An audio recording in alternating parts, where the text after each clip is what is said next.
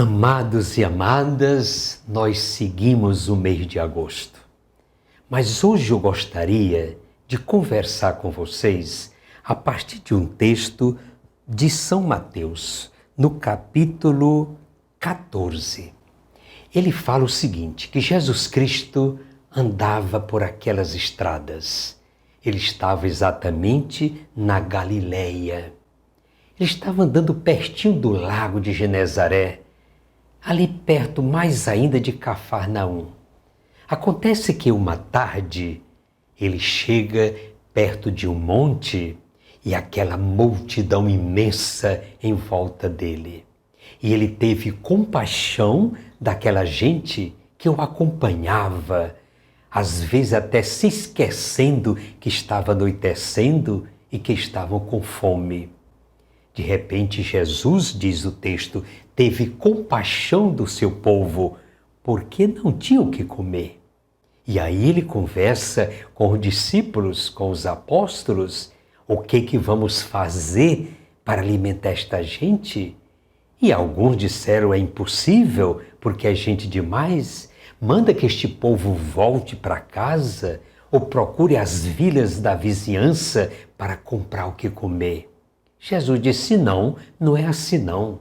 Providenciem vocês mesmo o que esse povo coma. Mas o quê?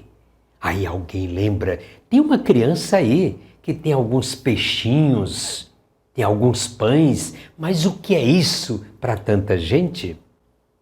Jesus diz, pois traga aqui esses pães e esses peixes. Trouxeram.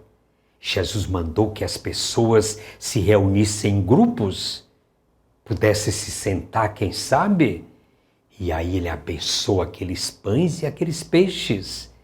Todos comeram. E olha que era mais de 5.000 homens, sem contar as mulheres e as crianças. Todos comeram e ficaram saciados. Amados e amadas, muitas vezes nós apenas pensamos no milagre, na multiplicação. Mas será que nós já paramos para pensar na partilha? Na partilha? Por exemplo, vamos olhar o nosso Brasil, o nosso Piauí.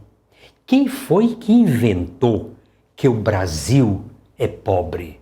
O Brasil nunca foi pobre.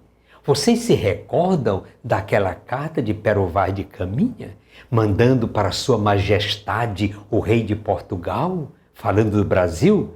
Esta terra, Majestade, é muito rica. Nela, em se plantando, tudo dá. Então, o Brasil nunca foi pobre. Nós somos, sim, uma nação injusta, porque nós não partilhamos, nós não dividimos. Por isso é que tem gente com fome. Porque muitos esbanjam riqueza, dinheiro, sobretudo tirando do erário público. Não somos pobres, não. Nós não partilhamos. A mesma coisa no Piauí. Quem foi que diz que somos pobres? Porque estamos no semiárido? E Israel não é muito mais deserto, diríamos assim, do que nós? E não é um país tão rico? Porque tem uma política e uma economia que olha para o povo. Mas aqui, quem está olhando? Onde é que anda a nossa educação, por exemplo?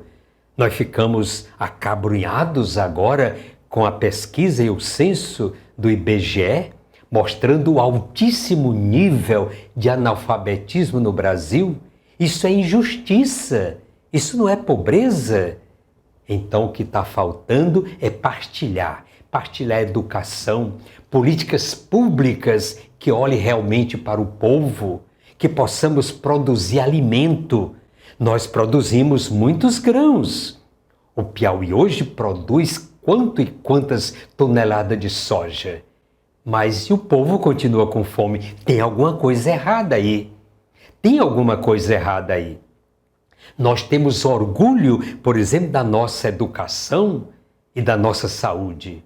Mas educação para quem? Para alguns privilegiados. O nosso povo mesmo continua à mercê. O maior número, o maior índice de analfabetismo do Brasil. Então tem alguma coisa errada. Jesus Cristo nos mostrou o caminho da partilha. Todos comeram e ficaram saciados. É o que deve acontecer também conosco.